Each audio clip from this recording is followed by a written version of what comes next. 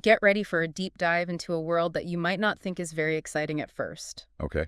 The world of semiconductors. All right. But trust me, these tiny chips are at the heart of a global power struggle Oh, wow. with some serious consequences. Think of it this way. They're the tiny brains powering everything in our digital lives. And today, we're going to figure out why everyone's making such a fuss over them. It's funny. Most people don't realize just how much we rely on semiconductors. Right. We're talking smartphones, laptops, sure, but also cars, refrigerators, even medical equipment. Yeah. They're practically everywhere. Exactly. And to guide us through this intricate world, we're turning to the Chip War documentary, The Race for Semiconductor Supremacy from Taiwan Plus Docs. Okay. This documentary really lays out why these tiny chips are causing such a global frenzy. Our goal today is to figure out why these little pieces of silicon are so important, who the big players are, and what it all means for you. Because this isn't just about tech. It's about geopolitics. Right. How countries interact with each other, especially when it comes to power. Yeah. And it's about economics and even national security. The documentary starts off strong by claiming that semiconductors are more important than oil. And honestly, they might have a point. I remember when the documentary first came out, that Yeah. statement really caught my attention. More important than oil.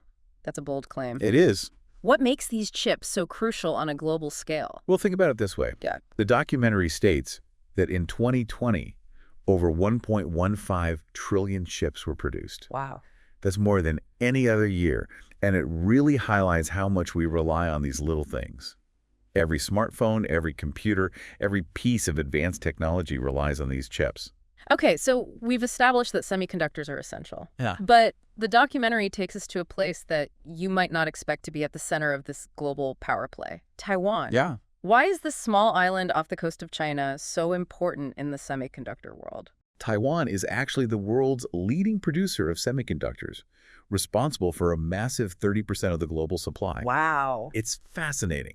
This tiny island nation holds a lot of power over the entire digital economy, and that's why it's such a focal point in this so-called chip war. A tiny island holding the world's digital economy in its hands. It does make you realize just how fragile our global system can be, doesn't it? It does. But how did Taiwan get to this position? Is there a specific company leading the charge? Absolutely. Okay. The documentary introduces us to TSMC, the Taiwan Semiconductor Manufacturing Company. Oh. Now, what's interesting about them is that they don't actually design chips themselves. Oh, okay. Instead, they manufacture them for tech giants like Apple, the company behind your iPhone, and NVIDIA, who make those powerful graphics claims for gaming.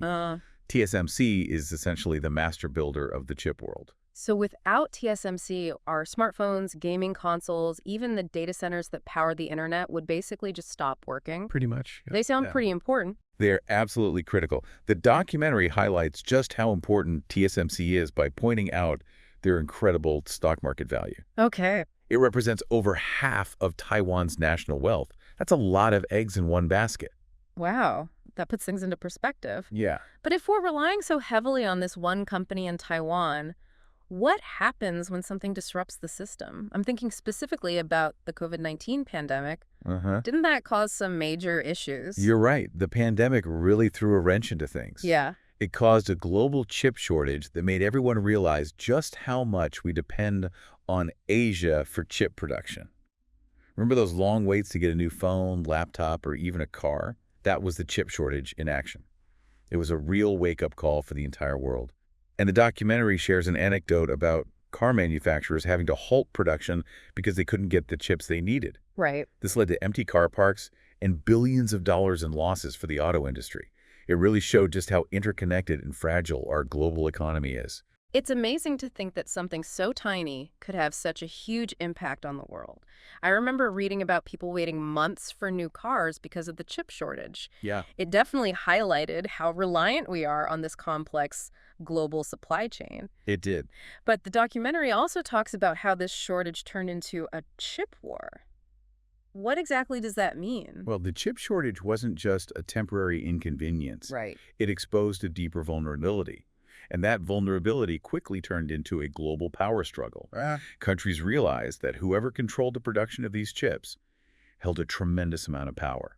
So it's not just about who can make the most chips, it's about the strategic advantage that comes with controlling this technology. The documentary talks about the US and China being the main players in this chip war. Can you explain why they're so focused on semiconductors? Absolutely. In today's world, the ability to design and manufacture advanced semiconductors is seen as a key strategic asset. It's a source of economic and political power. The U.S. has long been a leader in the tech industry, but China is rapidly catching up. The documentary highlights Nancy Pelosi's controversial visit to Taiwan back in 2022. Yes. Many people focused on the political implications of the visit, but the documentary points out something interesting.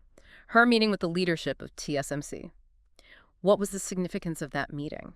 That meeting was a clear signal that semiconductors had become a central piece of the geopolitical chessboard. Yeah. It showed that the U.S. sees Taiwan's semiconductor industry as a vital interest, and they're willing to take steps to protect it. So the U.S. sees Taiwan's chip dominance as crucial to its own interests. But the documentary also talks about China's ambitions to annex Taiwan. Right. And part of that seems to be driven by a desire to control the island's valuable semiconductor industry. How does the U.S. plan to counter that? The U.S. has taken a multi-pronged approach. The documentary focuses on the Sheech IPS and Science Act, which is a $52 billion investment plan aimed at boosting domestic semiconductor production. The idea is to reduce reliance on Asian manufacturers and bring chip making back to American soil. That's a lot of money. It is.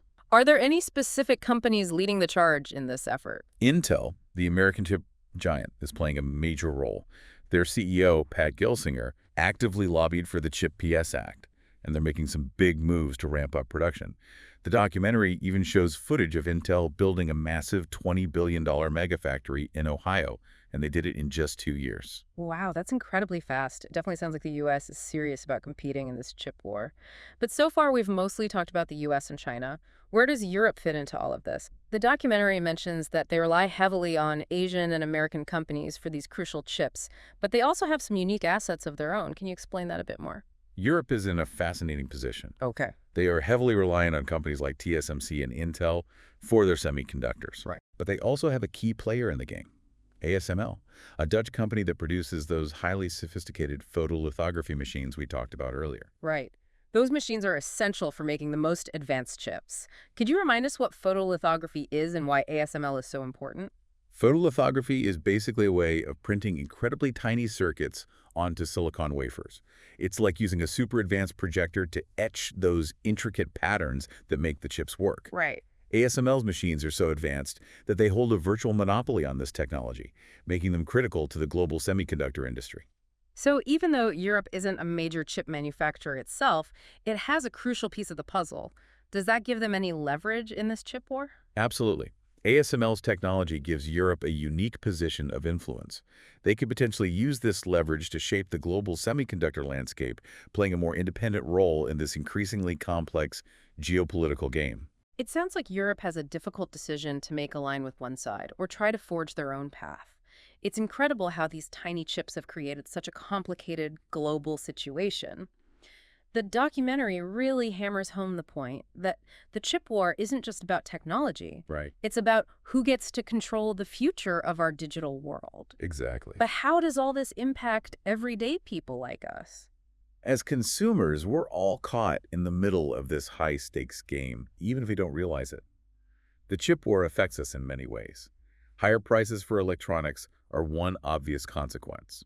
We've all seen how the cost of phones, computers, and other devices has been steadily increasing. And let's not forget those frustrating delays in getting the latest gadgets. Remember those long waits for the newest gaming console or graphics card? That was the chip shortage in action.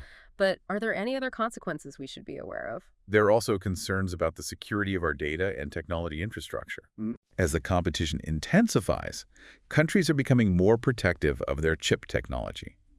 This could lead to a more fragmented internet, with different regions using different types of technology and potentially restricting access to information. It sounds like this chip war could have a real impact on our digital freedoms. It's easy to feel overwhelmed by the scale of this issue. Is there anything we can do as individuals? One of the most important things we can do is stay informed. Okay. By understanding the complexities of the chip war, we can start to ask the right questions and demand more transparency and accountability from our leaders. It feels like we're all part of this giant chess game without even knowing the rules. Right. But beyond the economic and political implications, I think it's important to talk about the ethical side of this chip war. Uh-huh. We're talking about the incredibly powerful technology here. Yeah. What are some of the potential downsides? That's a great point. The documentary raises some important ethical questions about the use of this technology. It highlights concerns about the potential for semiconductors to be used for surveillance, censorship, and even military applications. It's a bit unsettling to think about, isn't it? These tiny chips that power our smartphones and make our lives easier could also be used to restrict our freedoms or even develop autonomous weapons. Exactly. It's a sobering thought, and it raises questions about who should have access to this technology, how it should be regulated, and what safeguards need to be in place to prevent misuse. It feels like we're at a crossroads. This technology has the potential to do so much good, but it also comes with some serious risks. You hit the nail on the head. We need to have open and honest conversations about the future of semiconductors, the ethics of this technology, and the role we all play in shaping the digital world. So what can we do? It feels like such a big and complex issue. How can we as individuals make a difference? I think awareness is the first step. By understanding the complexities of the semiconductor industry and the ethical dilemmas involved, we can start to ask the right questions and demand more transparency and accountability from our leaders and the companies developing this technology. It's about being informed citizens, not just passive consumers, right? We need to engage in these conversations and make sure that technology is used for good, not for control or harm. Absolutely. The future of this technology and the future of our digital world will be shaped by the choices we make today. Well, this has been quite a journey.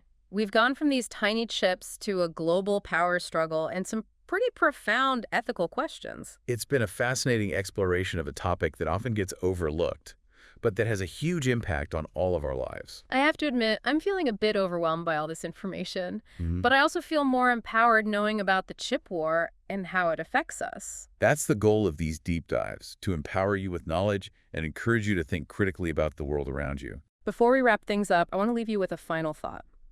As the demand for semiconductors continues to skyrocket and the lines between technology and geopolitics blur even further, how do you think this chip war will reshape the world we live in? It's a question worth pondering. It is a question we should all be asking ourselves. The choices we make, both individually and collectively, will determine the course of this technological revolution and the future it holds.